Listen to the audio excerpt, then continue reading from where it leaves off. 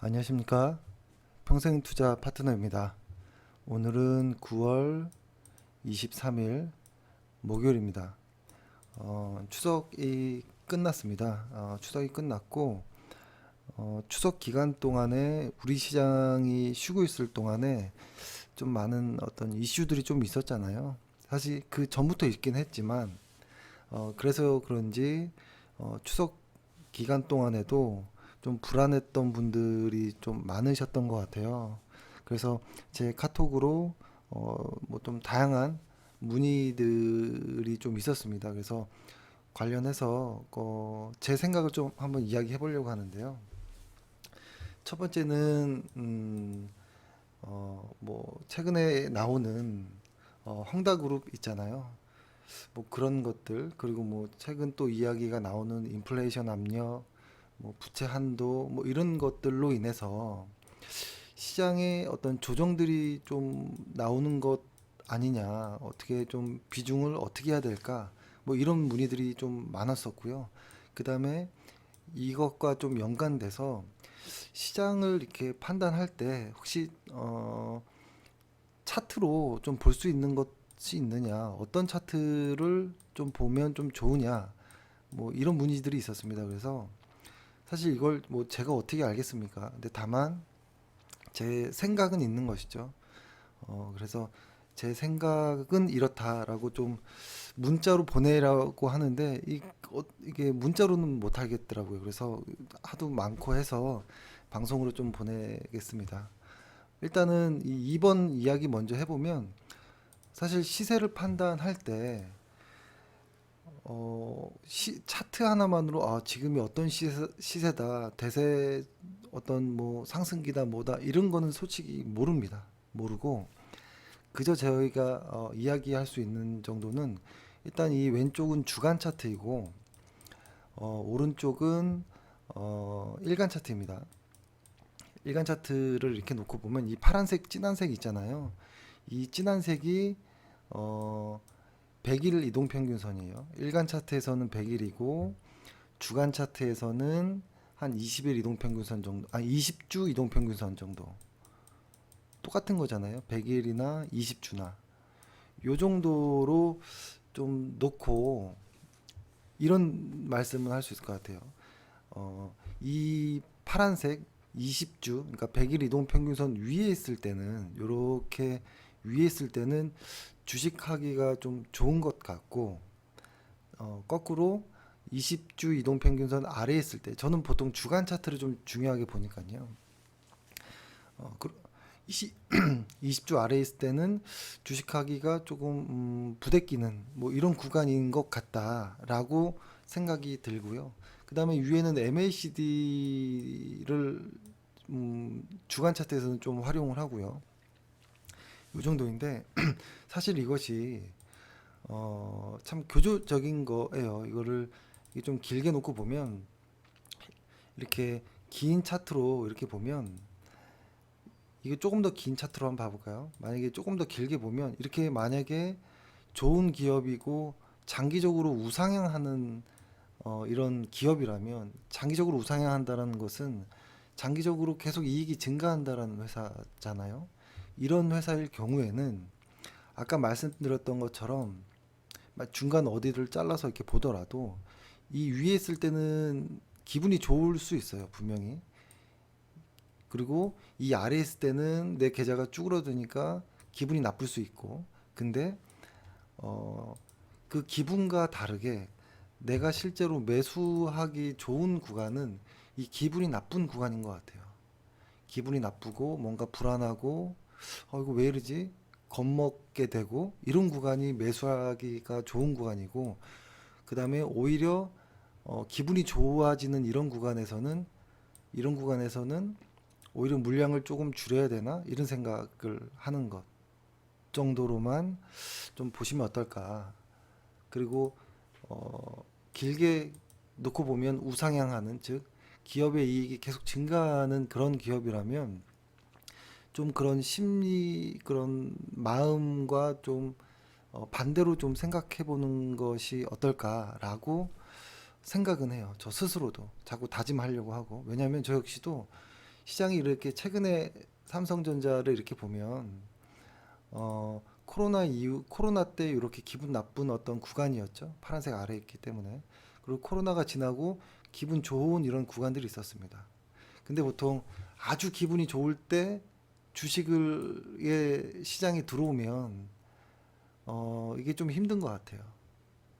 그렇죠? 근데 기분이 아주 나쁘고 내 계좌가 왜 이렇게 쭈그러들지? 삼성전자 때문에 이런 생각이 들었을 때 이 회사가 장기적으로 이익이 계속 증가한다면 그때는 오히려 물량을 늘린다든지 그러니까 매수할 수 있는 기회로 활용하고 기분이 좋을 때는 오히려 조금 어, 포트폴리오를 조정해야 된다 이런 생각을 좀 하는 것 같고요. 지금 보면 기분이 나쁜 이런 것이죠. 그러니까 제가 파란색을 깐 거는 이거는 예전에 제가 제 지인한테 이 파란색으로 이렇게 하나 정도로 이렇게 깔아라 라고 저도 역시 그렇게 했었고 왜 그랬냐면 이 파란색이 하늘 색깔이고 하늘과 땅 뭐 이런 식으로 이렇게 생각을 한 거예요. 그래서 하늘 위에 있을 때 기분 좋을 때 하늘 아래 땅으로 떨어질 때 뭐 이렇게 그냥 비유해서 이런 색깔을 정했고요. 아무튼 지금은 기분이 나쁜 뭐 이런 구간인 거겠죠. 근데 차라리 이 회사가 내년에 망할 거 아니고 내후년에 망할 거 아니라면 지금은 오히려 매수를 할 수 있는 구간일 수도 있겠죠. 근데 다만 좋은 기업이라 하더라도 길게 보면 이렇게 횡보하는 이런 시장들도 있죠. 좋은 회사여도 이렇게 횡보할 수 있잖아요. 그렇죠? 이럴 때는 이 횡보하는 구간 이렇게 아래에서 만약에 이걸 다시 봐볼게요. 만약에 이 횡보하는 이 아래에서마다 물량을 조금씩 산 거예요. 샀다면 한번 기다려 볼 수도 있겠죠. 아니면 짧게 뭐 어떤 이익을 내고 나올 수도 있겠지만 뭐 기다렸다 하더라도 그렇게 뭐 한 3년 정도 이게 장기 투자, 중장기 투자하는 사람들은 3년, 5년까지도 많이 하니까요. 그래서 이런 식으로 좀 생각을 좀 해보면 어떨까라는 생각이 들고 지금 코스피를 보면 코스피를 한번 봐볼까요? 코스피 코덱스 200으로 한번 봐볼게요. 코덱스 200도 좀 보면 지금 최근에 걸로만 이렇게 보면 기분이 나빴던 그 코로나19를 지나니까 기분이 좋은 이런 구간이 있었죠. 근데 지금 최근에 들어서 요 언저리부터 한 8월 정도부터 해가지고는 다시 기분이 나빠지는 이런 구간이 온 거는 맞아요. 근데 사실 물량을 조절하거나 이럴 때는 아주 기분이 아주 좋을 때 해야 되는 것 같아요. 그리고 아주 기분이 나빠질 때는 오히려 이 물량으로 요때 좀 이렇게 다시 한번 이제 좀 기다려 보는 것이죠. 좋은 자리에서 매수를 하고. 그래서 지금은 한국 시장이 내년에 망하지 않고 내후년에 망하지 않을 거라면 횡보할 수는 있지만 지금 물량을 막 이렇게 하는 것은 저희 입장에서는 좀 다른 것 같아요. 근데 다만 이제 차트로 모멘텀 어떤 뭐 이렇게 모멘텀 투자를 하는 사람들은 좀 다른 이야기를 할 수 있는 것이죠. 그죠? 지금은 빠른 손절을 하는 거고 올라갈 때 계속 이제 매수하는 이런 방법도 있을 수 있는 것이죠. 그래서 근데 저희는 그런 방법도 나쁘지 않다고 생각하지만 근데 좋은 회사를 길게 봤을 때는 항상 이렇게 기분 나쁠 때가 그리고 불안할 때 이럴 때가 오히려 좋은 기회가 아니었나 이런 생각이 들고요. 이건 뭐 다들 아시는 내용이겠죠. 이런 내용들은. 그리고 두 번째는 어, 그 말씀하셨던 것 중에 인플레 압력이라든지 부채 한도, 뭐 헝다그룹 뭐 이런 내용들에 대해서 어떻게 생각하느냐라고 생각해 말씀하셔서 저도 심플하게 어, 저도 심플하게 고민을 했던 것 같아요. 고민을 이렇게 쭉 했던 거죠. 이런 이슈들을 어, 이렇게 진지하게는 고민 안 했었는데 왜 이렇게 많은 분들이 이렇게 이야기를 하시니까 저 역시도 매우 진지하게 좀 깊게 좀 들어가 봤더니 결국엔 이렇게 가는 것 같아요.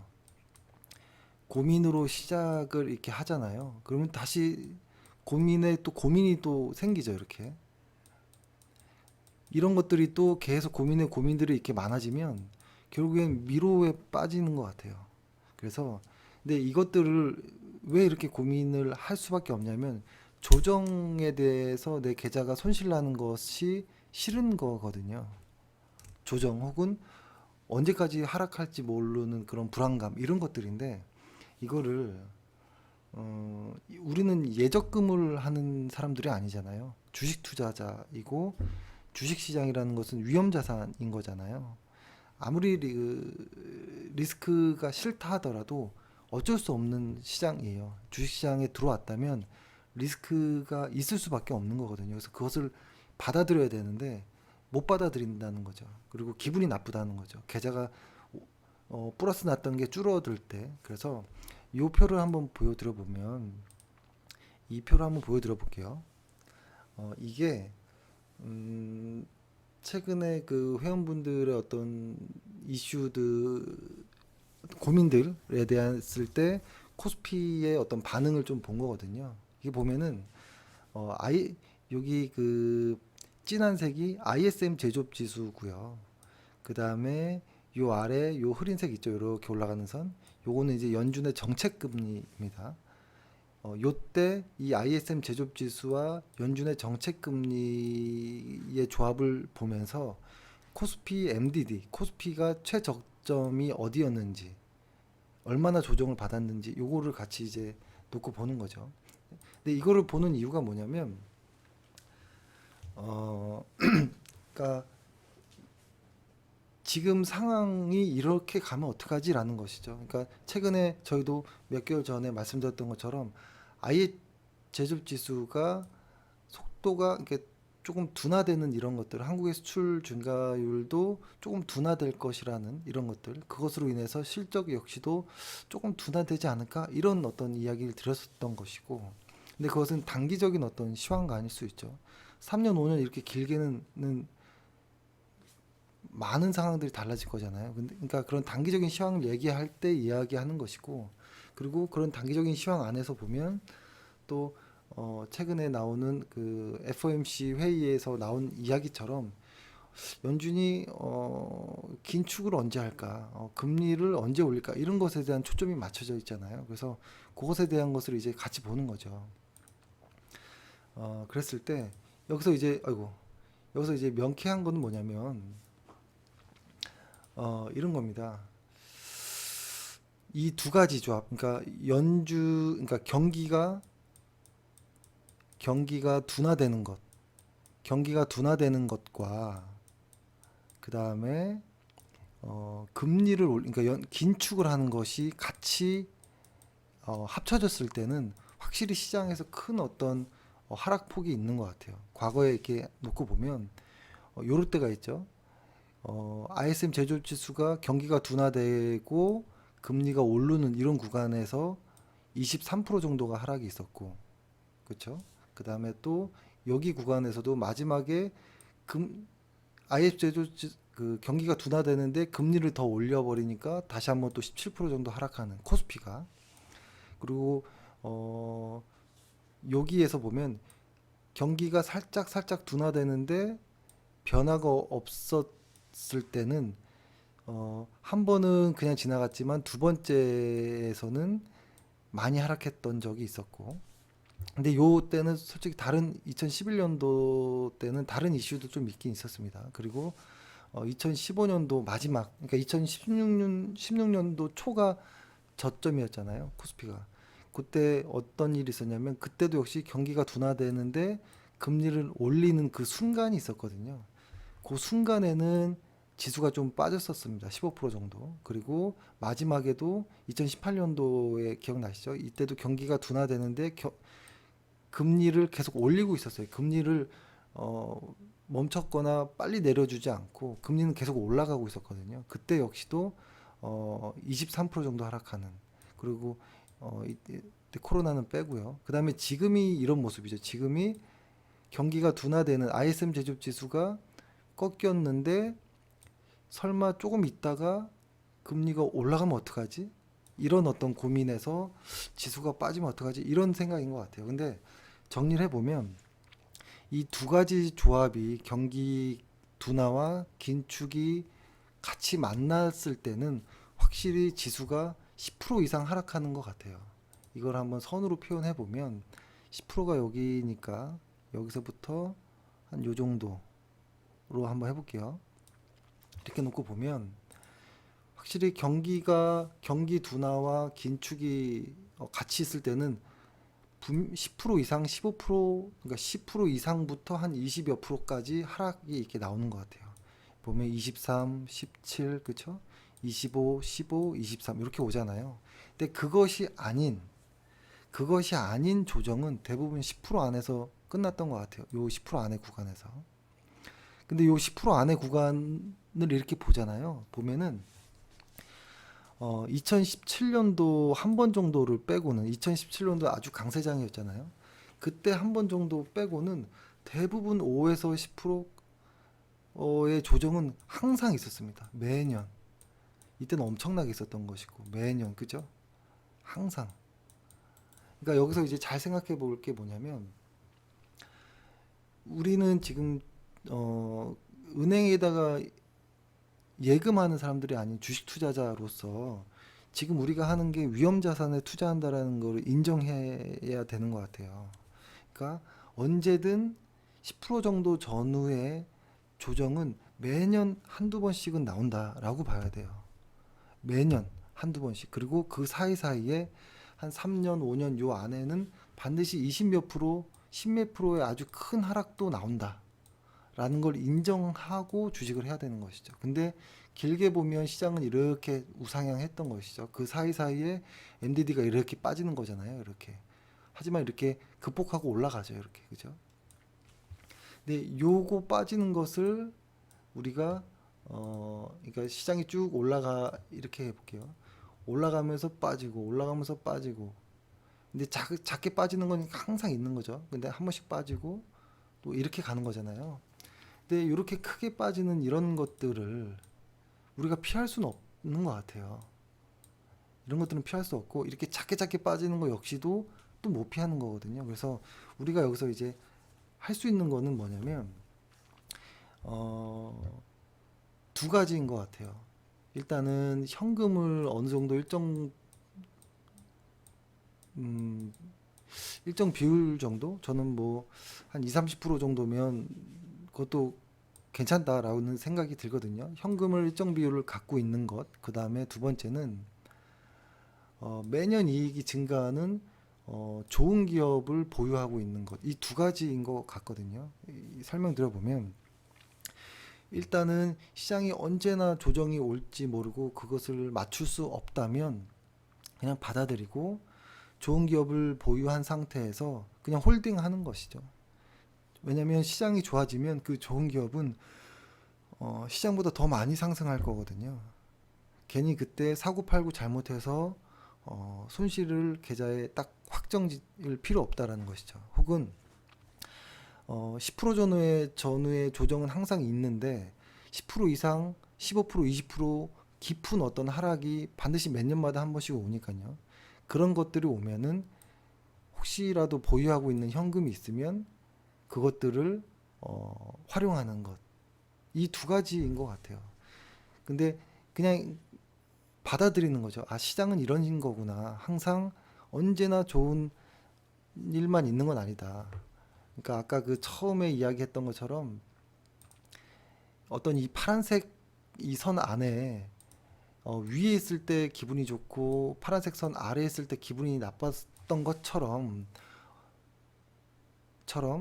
계속 기분 좋은 시장만 있을 수 있는 건 아니거든요. 그래서 기분 나쁜 어떠한 이런 시장이 있을 때 너무 깊지 않다면 그리고 좋은 회사라면 홀딩해서 가는 것이고 그러면 다시 또 기분 좋아지는 시기가 또 오겠죠.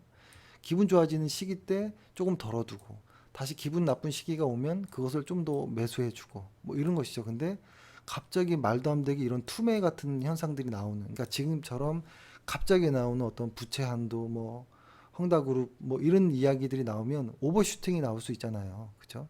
이럴 때는 현금으로서 조금 더 도움을 받을 수 있는 거겠죠. 이것 이외에는 할 수 있는 거는 딱히 없는 것 같아요.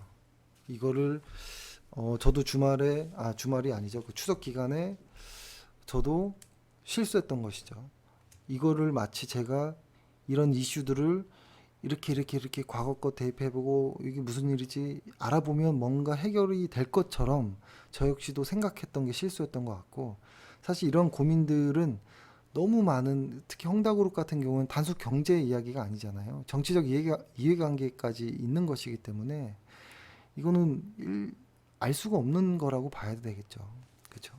안다고 하더라도 주식시장은 다르게 움직일 수도 있는 거거든요. 그래서 너무 고민해서 미로 속에 빠질 필요 없이, 주식시장은 언제나 10% 정도까지는 매년 한 번씩은 온다라는 것은 어쩔 수 없는 거죠. 그렇죠? 근데 지나고 나보면 그때가 좋은 매수 구간이었구나라고 항상 후회하게 되는 것이겠죠. 근데 내가 생각했던 것보다 10%를 넘어서 15% 약세장에 진입할 때는 내가 보유한 현금으로 한번 비중을 다시 확대해보고, 다시 만회해서 기분이 좋아질 때 물량을 좀 덜어서 현금을 다시 그 비중을 유지하고 뭐 이런 것이죠. 그래서 이런 것 요렇게 생각해 보면 어떨까라는 생각을 하고, 그리고 쉬는 동안에 저는 피터 린치 월가 영웅 새로 나온 3 개정판을 읽고 있었는데요. 거기에 딱 또 이제 하면서 기억나는 그 내용이 있었거든요. 그래서 그걸 한번 설명드려 볼게요. 일단 그 책에서 이렇게 나옵니다. 이제 기본 스토리는 단순하고 영원하다. 주식은 복권이 아니다. 기업의 실적이 전보다 나빠지면 그 주식은 떨어진다. 그리고 이익이 계속 증가하는 좋은 기업의 주식을 갖고 있으면 부자가 된다. 그러니까 이런 어떤 스토리는 단순하고 영원하다 이런 이야기인데요. 이게 맞는 것 같아요. 스토리는 단순하고 영원한 것 같아요. 근데 그 사이에 시장 이슈들이라든지 어떤 이런 것들을 개입하면서 본질을 잊어버리는 거죠. 그 기업을 좀 봐야 되는데, 그 기업의 이익이 증가한다면 기분이 나쁠 때가 오히려 기회인데 자꾸 그 시장 따라 이렇게 잘못 판단하는 것이죠. 그래서 역시 전설은 전설이구나 라는 생각이 들었고, 회원분들에게도 혹시 저의 생각이 좀 도움이 되었다면 좀 좋겠습니다. 예. 아무튼 지금 같은 시장, 이거 한번 코스피를 한번 직접 대입해서 볼까요? 이게 보면은 이렇게 볼게요. 지금 보면은 시장이 이 고점으로부터 현재 한 10% 정도 조정받는 구간이 한 요 정도예요. 코덱스 200으로 본다면 요 정도거든요. 요 정도. 근데 요 정도 한번 닿죠. 그렇죠? 요 정도 조정은 올 수 있다라는 거죠. 그러니까 올해 들어서 고점 찍고 10% 조정 한 번 왔었죠. 그러니까 이렇게 해볼까요? 뭐 한 번 조정이 왔었고, 2번 조정, 그리고 3번 이렇게 올 수 있다라는 거죠. 1년에 뭐 한두 번은 올 수 있다. 근데 다만 이것을 깨는 한 10% 이상의 조정이 이렇게 나온다면 나올 수도 있는 것이죠. 근데 그것이 ISM 제조 지수가 슬슬 꺾이는 게 보였고, 아직 긴축은 하지 않았지만 긴축에 대한 우려감으로 혹은 어떤 헝다그룹 같은 어떤 이런 이슈들에 의해서 오버슈팅이 될 수는 있지만, 그럴 때는 오히려 매수하는 것이 좋지 않을까라는 생각을 합니다. 그리고 아까 그 표에서 봤지만 실제로 그 초입에만 그렇고, 실제로 금리가 쫙 올리는 구간에서는, 여기서는 잘 표현이 되지 않았는데 금리를 쫙 올리는 구간에서는 상당히 시장이 강합니다. 그렇기 때문에 아마 초입의 그런 우려감들은 시장에 반영할 수 있을 거라고 보여지는데요. 그때는 오히려 매수 기회가 될 수 있는 것이고, 그 이후에 한 1년 정도는 다시 또 시장이 또 좋아지거든요. 그래서 뭐 계속 기분 나쁜 일만 있는 건 아니고요. 주식하다 보면 계속 속상한 일만 있는 건 아니고, 그죠? 계속 속상한 일만 있는 건 아니고, 속상한 일이 있으면 기분 좋아지는 일도 있고요. 이런 것이죠. 그래서 이런 생각을 합니다. 그 내가 주식을 잘할 때 너무 잘난 체 할 필요 없고, 내가 주식을 못할 때 너무 자책할 필요가 없는 것 같아요. 이거는 왔다 갔다 하는 거니까요.